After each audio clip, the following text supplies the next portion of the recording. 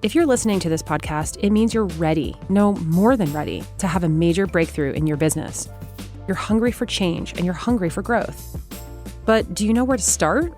Or if you've already started but are feeling stuck, you need some help, someone to talk to about your business plan and how you can accelerate growth.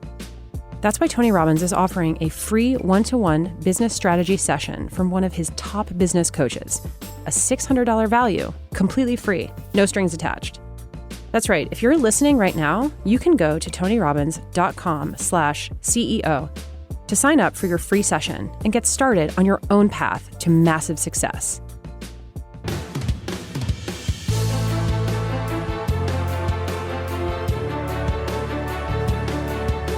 Today, over 35 million people subscribe to SiriusXM Radio. But it was only 30 years ago that the very concept of delivering high-quality radio service to listeners via satellites was almost inconceivable. And yet it did happen. In the early 90s, the FCC established frequencies and licensing rules for the first ever satellite digital audio radio service. And it was all due to the persistence of one woman, Martine Rothblatt. The company that she started from nothing is now a $6 billion business, and with its recent acquisition of Pandora, is set to capture even more market share in the fast-growing digital audio space. Even if this, the founding of Sirius, was all she had done, it would still be quite an accomplishment, a level of success that most people only dream of achieving. But Martine didn't stop there. She pivoted her entire career as an engineer and shifted her attention to biotechnology, creating United Therapeutics in 1996 after finding out her daughter had pulmonary hypertension, a rare, life-threatening disease. Today, United Therapeutics sells 5 FDA-approved pills for pulmonary hypertension and is experimenting with pig cloning and genetic modification to create organ transplants the body doesn't reject. When Martine found out that 80% of donated lungs end up unusable, she figured out a technique to manufacture them in unlimited quantities and overcome the severe shortage of donor organs. She even went on to invent the first electric helicopter to deliver them in a way that's environmentally friendly. Martine was the top-earning CEO in the biopharmaceutical industry in 2018, earning a compensation package of more than $37 million. But she's not just a pioneer in business. She underwent gender reassignment surgery decades ago and has been a powerful advocate for transgender rights ever since. Earlier this year, at Business Mastery, Tony had the privilege of speaking with Martine, and he was completely blown away by their conversation. Listen closely, because in this episode, Martine shares how she has built her entire career on achieving the seemingly impossible, and she also reveals her own process for turning visionary ideas into technology that we can use every day. Thanks for taking the time. I know how crazy busy you are, all of you are. So take the time to help these entrepreneurs here is really, really beautiful of you. You, I don't even know where to start with you. You're the Renaissance woman. I mean, it's amazing what you've done. Tell us, if you would, you went to UCLA. I read that you were an engineer, some UCLA members out there. You studied engineering. I studied law, as I understand. You had an MBA. You did all the above. And then somehow you came up with this idea of using these satellites. Will you tell us the genesis of that and how you made that shift? Sure, Tony. I love space and satellite technology. I grew up seeing the space shuttle being launched. I thought it was completely awesome that we could leave the planet and begin to spread humanity through the solar system and ultimately beyond.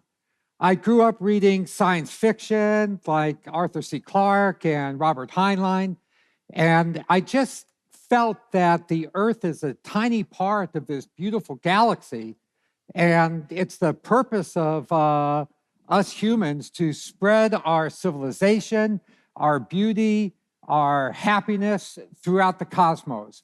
So I thought, like, well, what can I... How's that for a mission? Yeah, that's it, you know.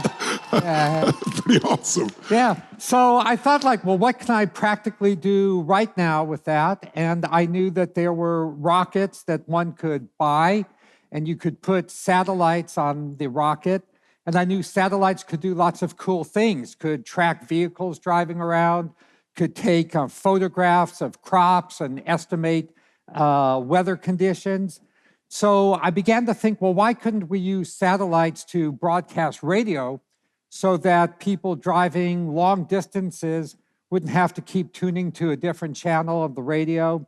and that you could, in fact, have, instead of just 10 or 20 channels in a city, you could have hundreds of channels, and every niche of radio, every genre could be appreciated. So I did all the calculations. At what age did this happen with you? Did you get this insight? This was my 30s. In your 30s, Yeah. okay, got it. So I put together all these calculations. I submitted them to the Federal Communications Commission, and ultimately they approved it. I went to Wall Street. I raised the money to launch the system, and it's been one of the greatest joys of my life to be able to meet hundreds and hundreds of people from all walks of life, all corners of the country, who have said that SiriusXM helps them get through each and every day of their life. And tell me, give her a hand for that. It's amazing. Tell us some of the stages in that growth. So you come up with that. It's a large idea, to say the least. And you sell the idea, but how did you get your initial funding? And were there some tough times in the beginning? Or were you able to just really take off with the right personalities and so forth? You know, Tony, what really kept me going was the science and the technology. I did the math, and I knew that the system would work. But instead, when you try to change something radical like this, it seems like everybody tells you, no, it won't work. Right. But, I mean, 1 million people can tell you that 2 + 2 is not 4, but you're not going to believe them. You know 2 + 2 is 4. So I did what are called in engineering the link budgets, the calculations to show it would work. And when people would say, no, it's going to get blocked by trees, it's going to get blocked by wires, it's too far, you can't have an antenna on a car pointing to the satellite, I said, well, let me do a demonstration for you. So I built an antenna on top of the USA Today Gannett building across from Washington, D.C. It's the tallest building in the Washington, D.C. area. And I made the power of that antenna equal to what a satellite would broadcast. And then I equipped a car with a flat antenna that was right inside the roof of the car. I brought all the FCC people into the car, and I drove around. I drove through Rock Creek Park. If any of you know Washington, D.C., it's full of trees, and the signal worked perfectly. So then they couldn't say it wouldn't work. Then I went to Wall Street, and they said, okay, it works, but nobody's going to listen to this. Why should somebody pay for radio when you could get it for free? I said, well, you pay for TV. And they said, well, that's different. And I said, no, it's not. But I found some investors willing to take a bet on this, especially when I came up with a new model. I said, instead of people always being interrupted by commercials, they could just pay a monthly subscription fee and get 100 different channels with no commercials. People complained to me that on the very first day we launched the satellite, there would be nobody to subscribe to it. So I had to raise enough money to carry us through a few years. But there were tough times, and we were running cash flow negative. How much did you raise in the beginning, if I may ask? Over $2 billion. Wow. And I'll tell you publicly, and I've said this before, and it's beautiful because Howard Stern has said to me, Martine, you gave me my life. This is my dream. You've made all of this possible. And I've said back to him, I said, no, Howard, you saved the butt of SiriusXM, because never do we get more subscribers and more loyal people willing to pay for SiriusXM than after Howard came on board. Wow. That's amazing. And what made you believe Howard would be such a pull at that stage? You were a New Yorker? He was already very popular. Howard was networked in 10 different cities through Infinity Radio. But there were rules at the government level that you could not own more than 10 radio stations. So when I went to the FCC and I said, I want to bring content like classical music, like Howard Stern, like deep track vinyl and whatnot, I want to bring this to every single city in America. Then what happened is the National Association of Broadcasters said that's illegal. Why should you be able to own a radio station, in fact, 100 radio stations in every town and city and village and nook and cranny of America, and we, ABC Radio and CBS Radio, we can only own 10. That's not fair. And I said, technology changes, and why should people living in smaller towns be deprived of the content that people get in New York City and Washington, D.C.? Fortunately, the FCC agreed with me. And even though people said what I was doing was unconstitutional and was going to, destroy democracy in America, all that bullshit fell away. And what I said to the FCC is truth and technology will always triumph over bullshit and bureaucracy. That's awesome. That's awesome. Where does this certainty come inside? I can understand the engineering side because you knew it. It was the facts. You figured it out. But this belief that I can go raise billions of dollars, this belief that I can change the rules completely, where does it come from in your life? Are you born with that? Was there a stage in your life where you started to develop that certainty and started to have more trust in yourself? Or where does it come from? Yeah, trust is something of a becoming. And I don't think it's realistic to think you come from a position of no trust to complete trust in yourself. And I always say one of the adages at my company is that people who criticize you and challenge you are your best friends, because those are the ones that are pushing you to think through things that you hadn't thought through. So when I started with satellite communications and designing the Sirius satellite, it was in fact too big to fit into a rocket. So the people that told me this was impossible were not entirely incorrect. To make a satellite so powerful that you could blast 100 channels into a flat antenna, there were no rockets at the time large enough to carry that. So I looked around the world. I talked to the French company, Arianespace, and they were just in the process of developing a much larger rocket.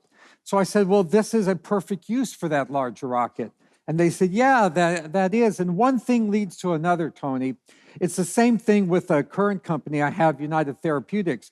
When I said I have a medicine that can stop the disease that's ravaging my daughter's life, people said, you don't know anything about medicine. You're a satellite engineer. If it existed, doctors and scientists would have invented it.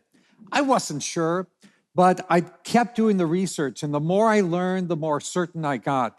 So I think confidence is something that you have to build up bit by bit. Yes. I want to come back to Sirius, but you've opened the door. Talk about your daughter, Genesis, and tell us a little about what happened with her and how did you go from an engineer into biotech and build another billion-dollar company? Yeah, so I'm running Sirius, and we're skiing in Colorado, and our youngest daughter, suddenly her lips turned all blue. She has no energy. We went home. We went to doctor after doctor. Nobody could say what was wrong. Finally, she couldn't walk up the steps to the house. And we end up at Children's National Medical Center, the biggest children's hospital, with the head of cardiology. And they said that she has a 1 out of every million person disease, and she's going to die in 3 to 5 years.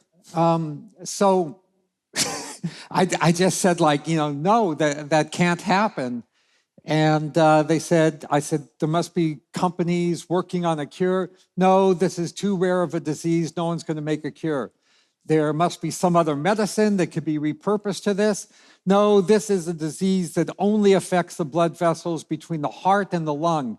And there's no way to just affect those little set of blood vessels and not affect all the other blood vessels in your body.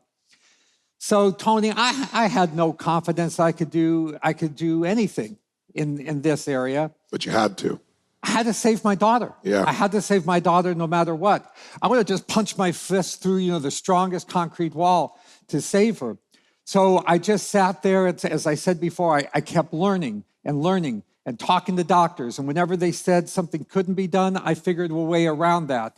And one of my favorite sayings is it takes 99 no's to get a yes.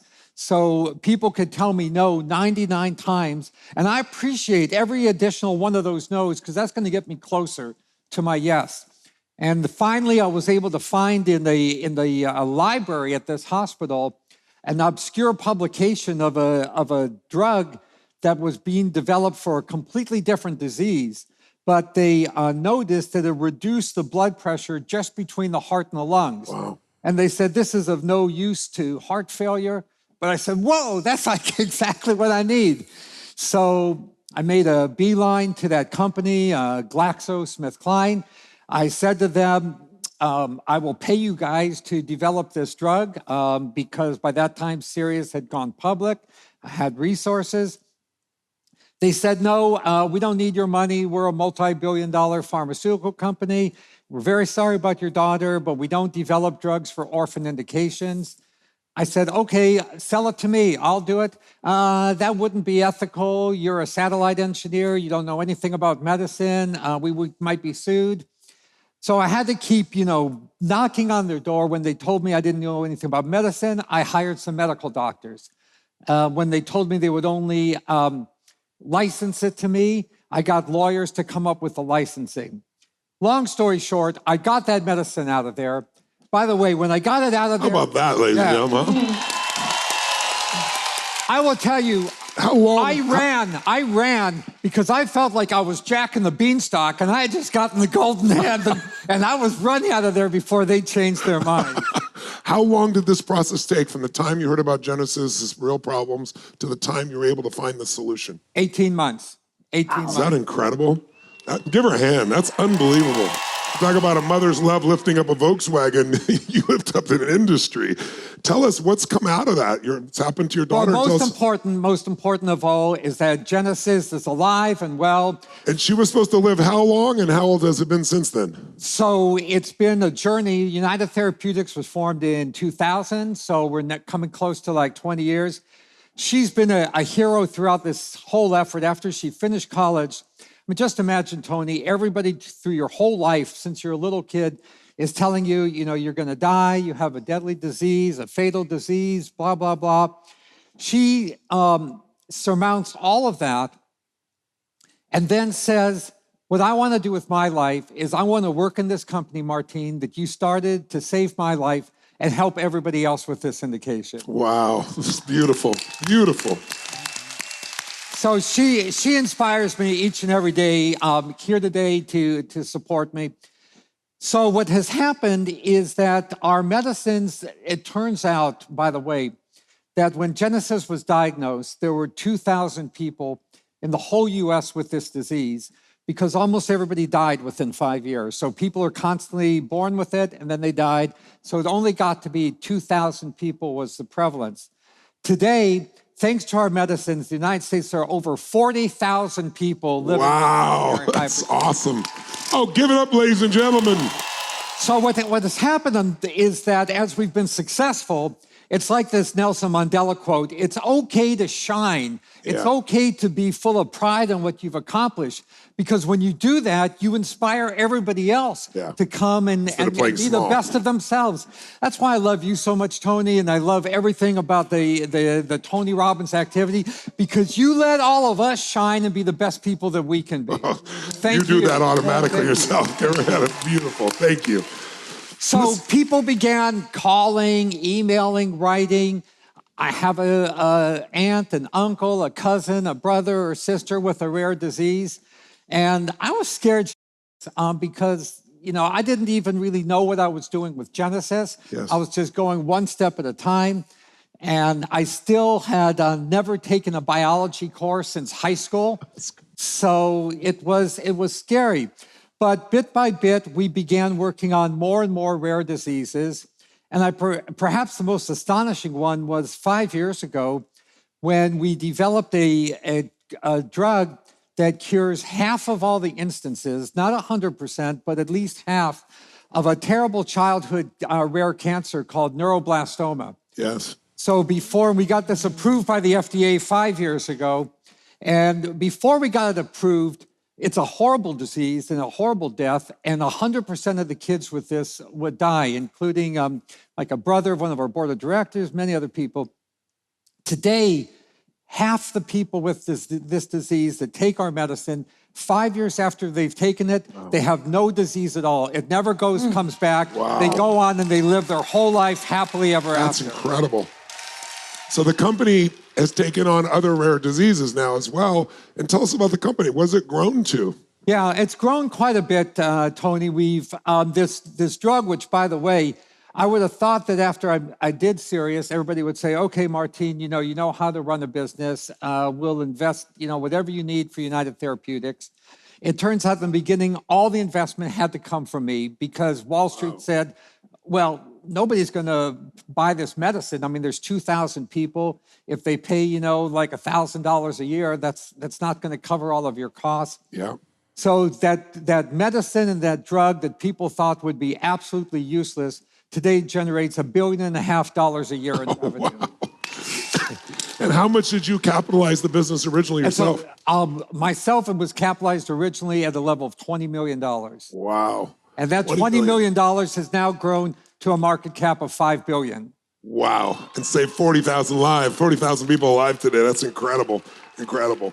So one of the rare diseases that I've become, I think, a little bit obsessed with and very, very passionate on. Everybody loves when you become obsessed, by the way, because it means life's going to change. Is people who need an organ transplant, a kidney transplant, a liver transplant, a lung transplant, or a heart transplant.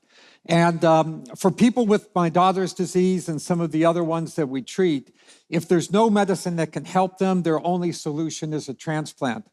And I've met some of my daughter's young friends who, before our medicine got approved, their disease advanced very rapidly. There's one delightful young lady, Kristen Gilday. She could play Mozart beautifully on a piano. She got a lung transplant. Her body rejected it. She lived her last year of life in a hospital and died. And I vowed to myself that I was going to stop that sort of thing from happening. So I have been on a mission for the past few years to say, why can't we manufacture replacement organs the way we manufacture replacement parts for cars and machines and planes? And so our company has become a leader in this area of organ manufacturing. I always start practically.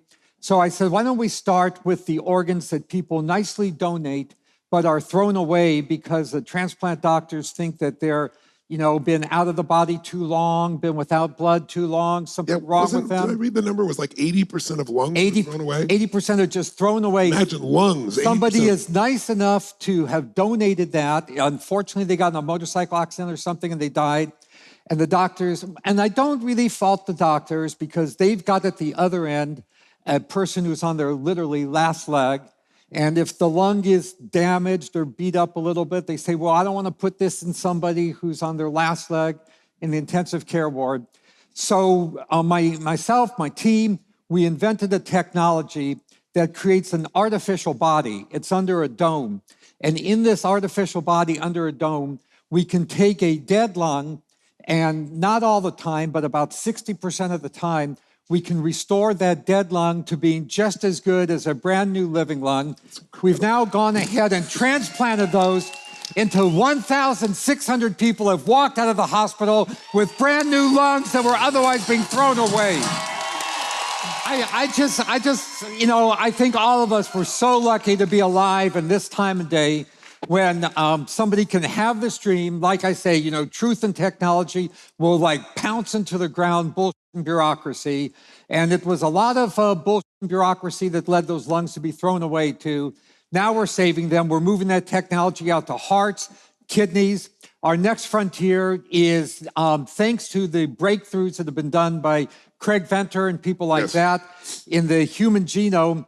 I said, why can't we learn the pig genome as good as the human genome? Because it turns out that the pig's organs are the same size and shape as human organs. Some of you may have known that people needed a valve replacement for their heart, and they got it from a pig. Now, what they got was not the actual pig's valve, because what happens is all the tissues and the cells are stripped off that valve, but the shape of the valve is the same shape as the human valve, so it works as a replacement for it. So I said, why can't we go ahead and decode the pig genome, learn the pig genome as well as we know the human genome, and then modify those parts of the pig genome that give rise to rejection when the organ is put into the United States. Americans eat 100 million pigs a year. One pig for every 3 people in America every year. I said, why, if we could just go ahead and take 1 million of those pigs a year, we could cure every single person in America with heart disease, lung disease. Without having to wait for an organ that may never come. Everybody would have an organ on demand. So that's my goal. That's United Therapeutics' goal. And I am confident that we will accomplish it this decade. You're extraordinary. I mean, I have such a deep respect and love for you. I think you know it. There's nobody like you on the planet. But it doesn't end there. You she also cares about pigs. So tell them what your next level is that you're now working on and the X Prize you're working on. So it's really not so much about the caring about the pigs, is that everything in biology is complicated. And we're machines, and we're beautiful machines. And it's why I said at the beginning that, my ultimate vision is for people to spread into, the moon, Mars, other space habitats. It's amazing what evolution has ended up giving us. But when you go ahead and you put something like a pig organ into a human being, we can chisel off enough genes so it won't be rejected out of hand. But no matter how many genes that we chisel off, it's still going to be rejected in the same way that another human donated organ will be rejected. Not the same. So you'll have to use immunosuppressants. Now, that's okay. I mean, it's better to be alive and taking immunosuppressants than not being alive at all. But it would be much better if you could get a replacement organ and not have to take immunosuppressants at all. So I saw a clear technology pathway to do this, which starts with using the technology of what's called inducible pluripotent stem cells. We live in such an awesome time, you guys. It's amazing. That just within the past 20 years, we have discovered that you could take a cell from your body and you can turn it back in time to becoming a stem cell, and then you can roll it back forward specifically to be a cardiac cell or an alveolar cell for the lung, different types of cells for different types of bodies. So the idea is that we could 3D print the scaffold or the shape of an organ and then stream over this scaffold or this shape the inducible pluripotent stem cells, the cells of the person who's going to end up receiving the organ. Now, some people need an organ like immediately. They're in a car accident. They're part of our armed forces fighting someplace. Yes. And for those people, the xeno organs, the organs from the pigs, they'll be great because they'll always be rolling off the assembly line. They'll always be available. Most people who have end-stage organ disease, it's coming. They see it coming. They've got a year, 2 years, 3 years to go. So for those individuals, my commitment is during the 2020s, we'll be able to say to them, look, the bad news, you got end-stage renal disease, end-stage liver disease, whatever it is, that's the bad news. The good news is that we have time to, first of all, take a CAT scan to get the exact shape of your particular organ. We'll take a biopsy skin sample. We will expand, we will turn your skin cells back into stem cells, and then we will redifferentiate them back into the particular type of organ that that individual needs. We'll expand them. We'll cellularize the scaffold that we printed with your cells. And within about 6 months' time, we will have for you an organ out of the bioreactor that matches your DNA. It can replace your bad organ, and you will not have to take any immunosuppressants or any other drugs for the rest of your life. I know Dr. Peter Attia at Wake Forest has been doing that with ears for some warriors, and he also has bladders. Bladders. How is this different than what he's doing? Because he's not being able to progress to that point yet. What's the angle you're looking at that's different, out of curiosity? So with the ears and the bladders, you have more of a monolayer type of situation. Okay. And with the organ, you've got a three-dimensional dynamic machine. So you need to have first a scaffold that operates in a bioreactor. And we've been able to practice at our R&D headquarters in Research Triangle Park, North Carolina. We are very fortunate to get the best and the brightest of those schools, Wake Forest, as you mentioned, and many others. So what we do there day in, day out, Tony, is we decellularize some of those pig organs that we have, and then we recellularize it with human cells. We have learned how to do it so well that we now produce 500 of those recellularized organs every year, right there. And what type of organs are you doing now? We're doing lungs there.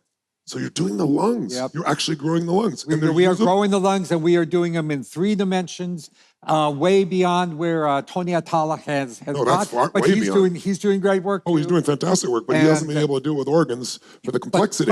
But we We put those organs into baboons, which the FDA requires you to use as an animal model before you go ahead and put them into people. We now have our hearts lasting years, actually 3 years in a baboon. Wow. Kidneys over a year in a baboon. So where are you in phase 2 or phase 1 trials of the FDA? Well, the baboon, it counts as preclinical. Oh, preclinical. That's right. It's not To human. the baboon, not it's a human. phase 3. Yeah. But How long after you But go? to us, it's preclinical. So in the 2020s, we will be in the clinic with people walking out of the hospitals with those new organs. Wow. That's incredible. And now, as if there's not enough, look at this woman's consciousness, right? Her consciousness then is, we were talking in the Vatican, she's saying, yeah, but I'm really troubled because we need to get these organs to people. And, to do that, you're flying helicopters around or jets around, and it's polluting the environment. I'm thinking I'm a good person because I'm planting 5 million trees every year to cover my carbon footprint. She doesn't do that. She wants to invent a new way to deliver these things. Will you tell them what you're doing with helicopters and also what you're doing with air taxis in China, if you would? Yeah, so it's, a major use of helicopters and planes is transporting the organ transplants. For example, last week we had 4 lung transplants that required 8 Lear jets, to move them all around within a 24-hour period. So this business uses a lot of flying of things around. I am a ridiculous, I probably am a #1 fan of Tesla. I have like 10 Teslas and, That's awesome. Every single one from Roadsters all the way up through X's. And so, I'm a geek and I'm an engineer, so I'm playing with my car and I'm a helicopter pilot. Yes. And I'm saying to myself, I see the kilowatt power output of my Bell 429 helicopter. I see the power output of my Tesla Roadster Model S. This power should be able to fly this machine. Again, a lot of people said no to me. In fact, Bell people said it couldn't be done. I went to other helicopter companies. They said it couldn't be done. So that's the worst thing to say to Martine Rothblatt. So I put together a Tiger team, and almost everything we do in United Therapeutics is Tiger teams. My absolute favorite quote is from Margaret Mead, who says, "It only takes a small group of committed individuals to change the world. Indeed, nothing else ever does." And that's what I see all of this, all of the tribes and all of the groups. These are small groups of committed individuals. Entrepreneurs are my tribe. And so we put together this team, and Tony, in less than 12 months, with less than $2 million of funding, we created the world's first electric helicopter. Jeez. Give it up, ladies and gentlemen, for God's sakes. I don't want to brag. No, please brag. But I'm channeling my inner Nelson Mandela here. Okay, good. Okay. Last month, I got the Guinness Book of World Records for the world's longest flight in an electric helicopter. We are now building 1,000 electric helicopters, and you will see these manufactured organs from United Therapeutics being delivered to hospitals by electric helicopters that will be able to, subject to FAA approval, will be able to be flown autonomously. Until we get the FAA approval, they'll have a pilot flying them. Wow. But I know full well that these helicopters can fly autonomously and land autonomously. Yes. So we'll get the FAA's approval for that. And you're just going to see like a highway in the sky of wings of life, helicopters, yes, flying manufactured organs, saving people's lives, coming back to the nest in North Carolina, picking up more manufactured organs and flying on the hospitals. This is no sci-fi dream. No. This is no, wishy-washy. I mean, it's not who I am. I'm like, if you can't if you can't make it or build it, I'm not that interested in it. And so these are things that are real solid people are making and building right now. Well, you also are aren't you the largest shareholder in Ehang in China? That's correct. Tell people about that because they know it already exists. That part exists, right? Yeah, so Ehang, Wangxi is a good friend of mine. He's the CEO of Ehang. Amazing story. This guy, he demonstrated his Ehang at the Consumer Electronics Show. I showed it. I saw it. I contacted him. I said, let's meet at LAX. So we met over at the FBO at LAX. And he told me a story, how he was the guy responsible for building the air traffic control system for the Beijing Olympics. He's actually just a supercomputer geek. And when the Beijing Olympics occurred, they needed to upgrade their air traffic control system. He did all that. He learned how to fly a helicopter. His best friend became his instructor. And unfortunately, the instructor crashed his helicopter and died. And Wang Xi vowed that he was going to make a helicopter that would not crash, that would have like multiple layers of fail-safe guidance, so it would like land itself, it would sense and avoid obstacles around. And he wanted to make them all electric because he too saw no matter how much good we do in saving people's lives and bringing health to people, if the whole planet is sick because of overheating and overpolluting the whole planet, then everybody's going to go down. So I found myself to have a true kindred brother in Wang Xi and became the largest shareholder in EHang.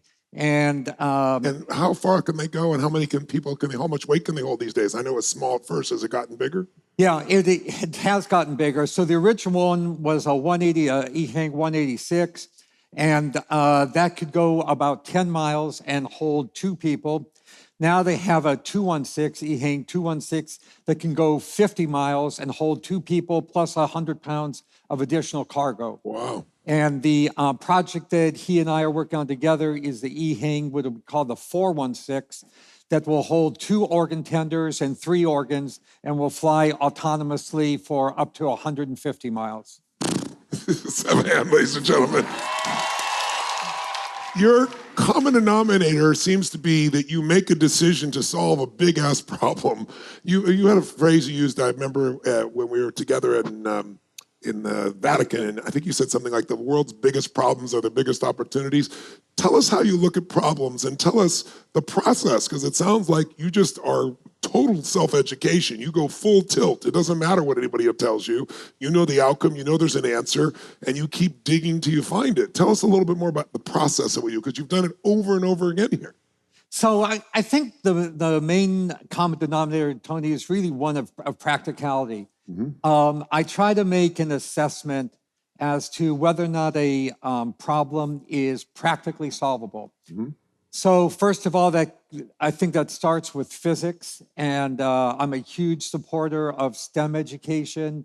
The number one charity that I support is Dean Kamen's First Robotics. Mm-hmm. Any First Robotics folks here? Okay, thank you.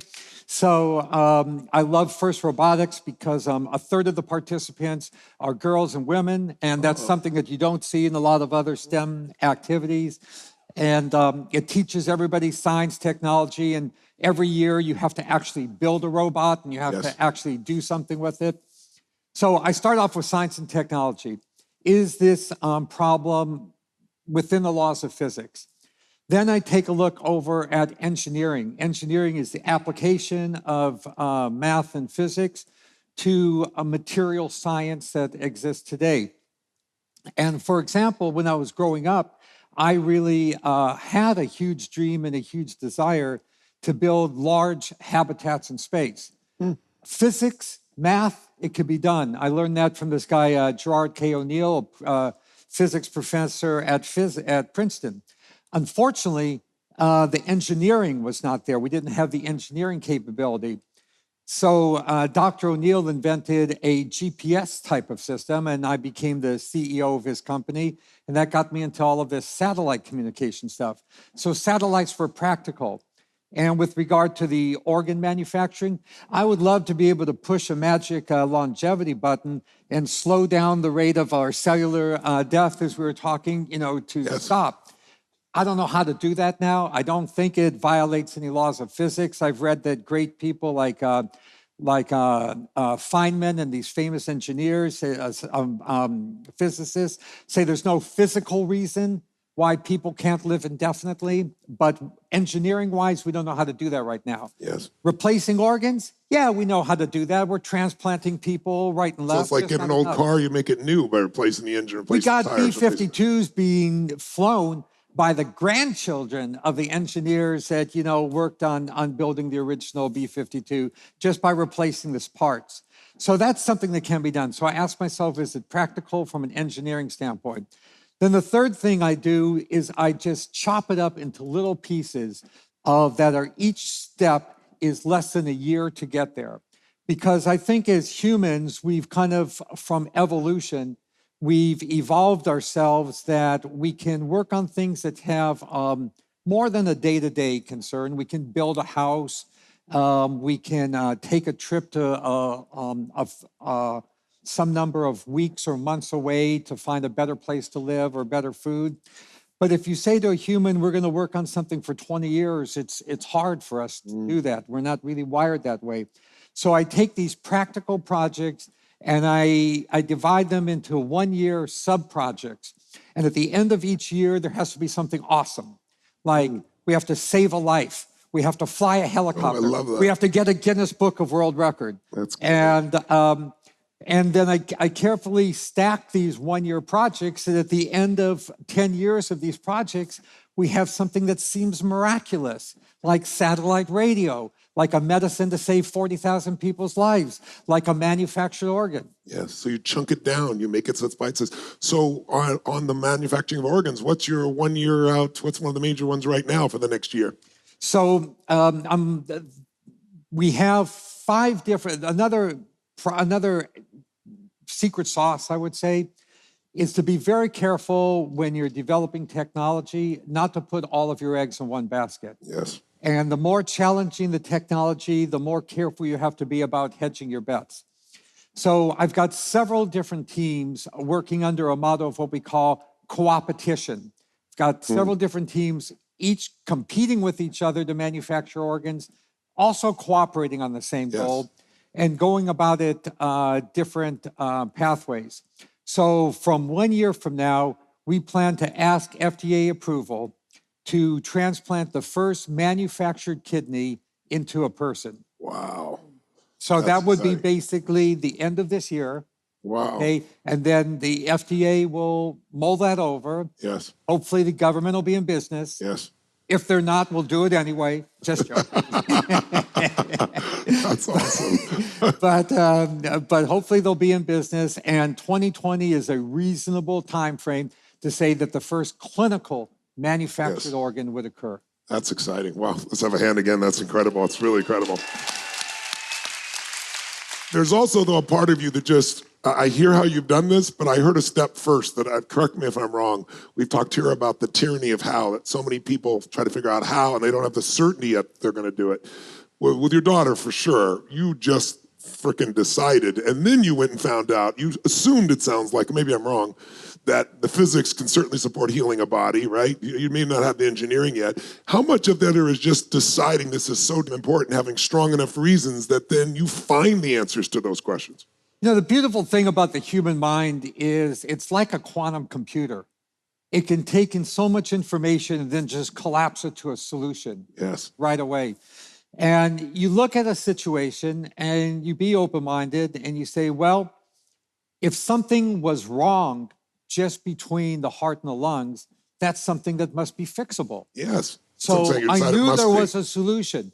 If the energy output of my Bell 429 is 1,000 kilowatt hours and the energy output of my Tesla Roadster is 1,000 kilowatt hours, I should be able to make the helicopter fly electrically. Yeah. And if a billion bodies can manufacture organs day in, day out, since time immemorial, not to mention all the animals in the animal kingdom, then why the can't we do it too? I've always said, if you want new answers, you ask new questions, and you ask those questions, but you ask them with certainty that they're going to need to be answered. I'd like to talk to you about your personal life, if it's okay, because one of the things I wanted to do here is represent men and women, and you've had an experience where you were born a man, and you had a different experience of what's inside, and you made that translation, and you're such a role model. I wonder if you share with us, when did you notice there was something different, and how have you navigated that, and what's your life like today? There's, the human mind, like I said, it's like a quantum computer, and it's the thing about quantum stuff, it's kind of spooky.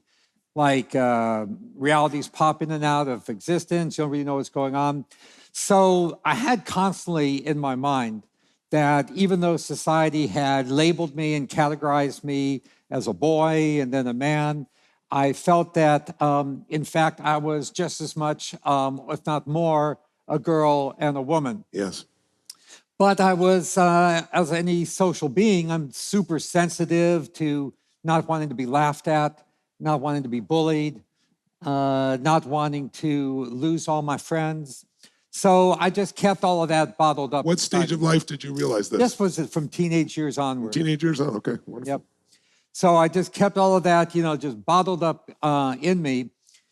And when I'm in a meeting or in a group, in a club, going out to a bar, to a restaurant, to a party, and there's a bunch of guys hanging out like around the keg and whatnot, and then there's some women over here, I just found myself saying, why am I here around the keg when I really want to be hanging out with the women? But I was embarrassed and ashamed to do that because I knew that I would be humiliated if I did that.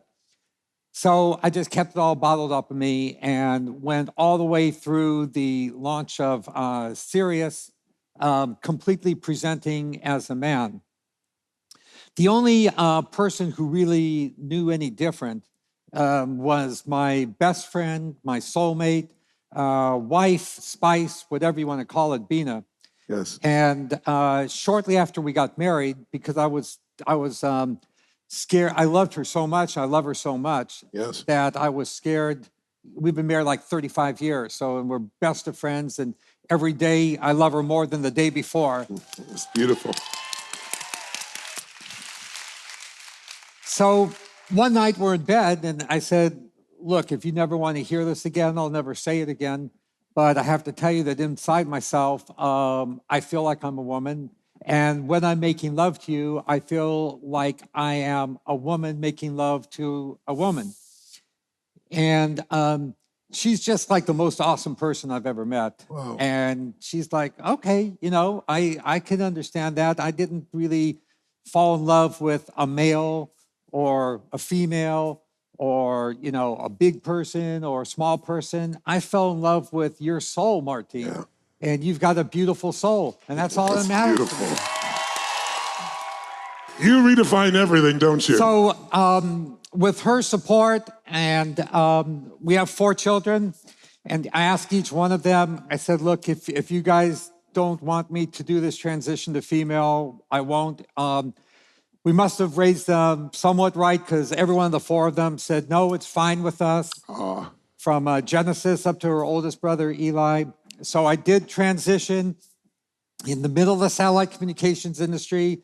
There were some jaws that dropped and whatnot, but interestingly, because we're all entrepreneurs here, the response of Wall Street was surprisingly, I guess, predictable.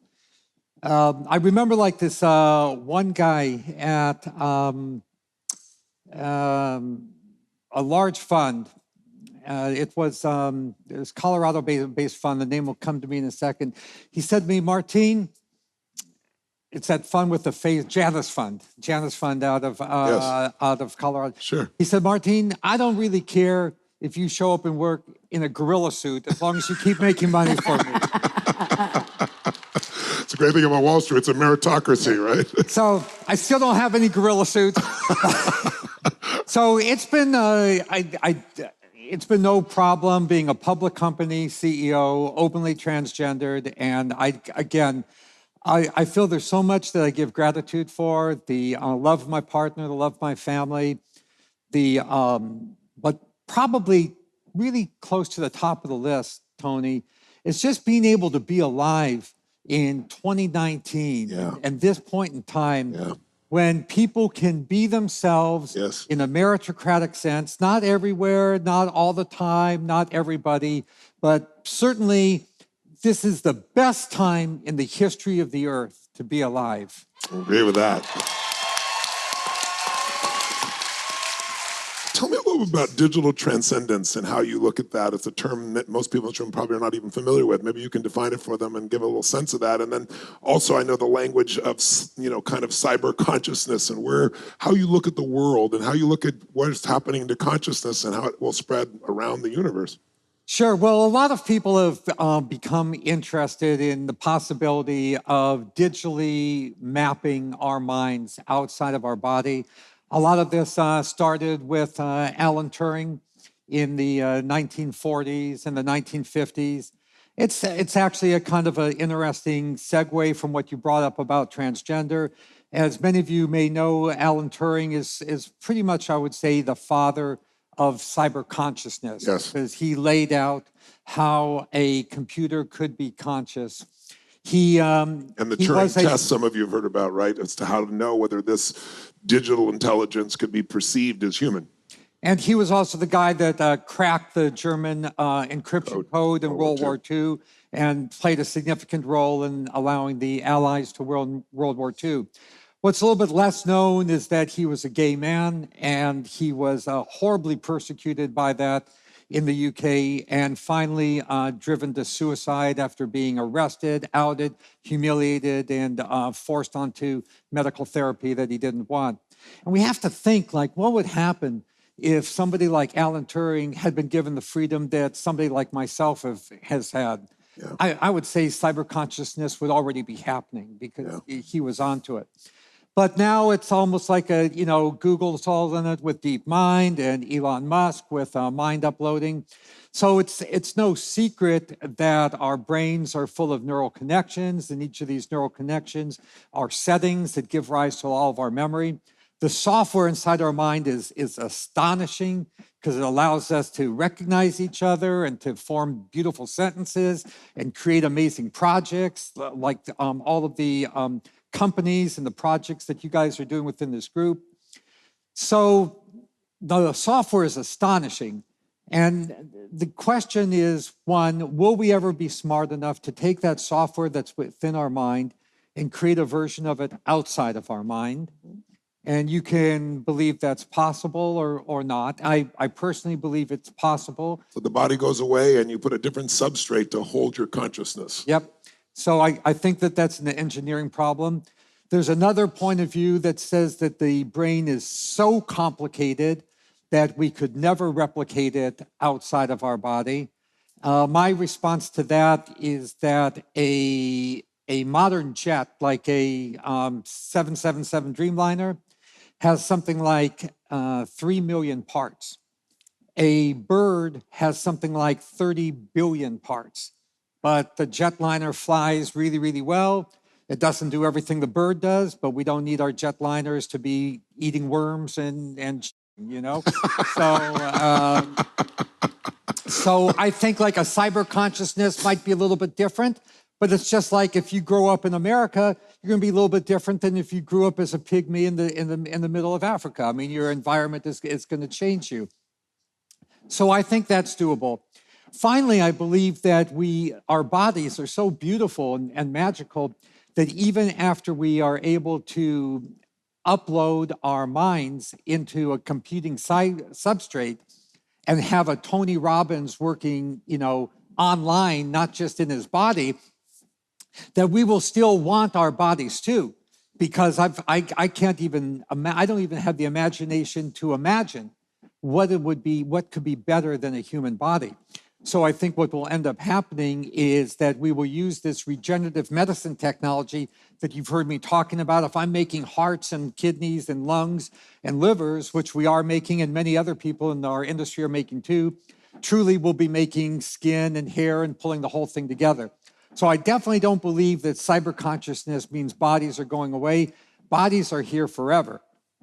But what it does mean is that we'll be able to accomplish much more than we can accomplish when all of our mind is instantiated just in our body. We'll be able to accomplish everything that's instantiated in our body, as well as having our mind working outside of our body, doing lots of other things as well.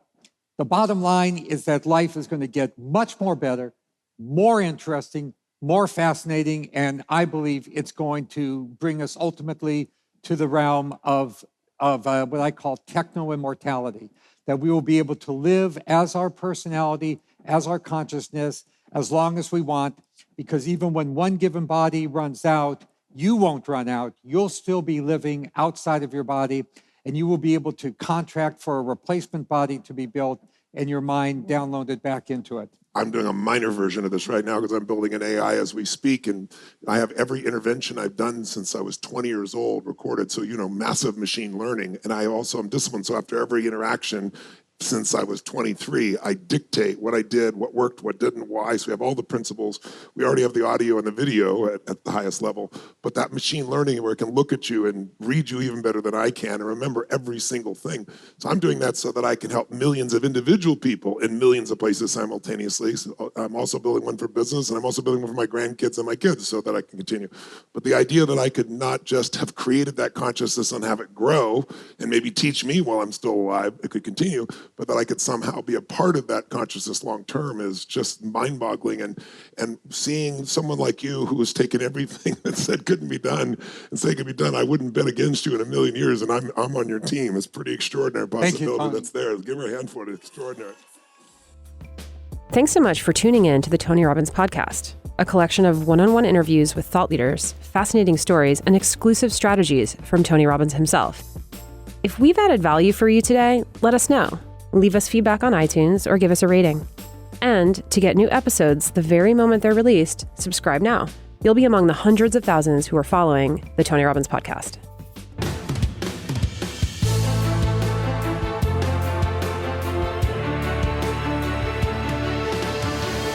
The Tony Robbins Podcast is a collection of interviews and stories and is produced by the Tony Robbins team. Copyright Robbins Research International.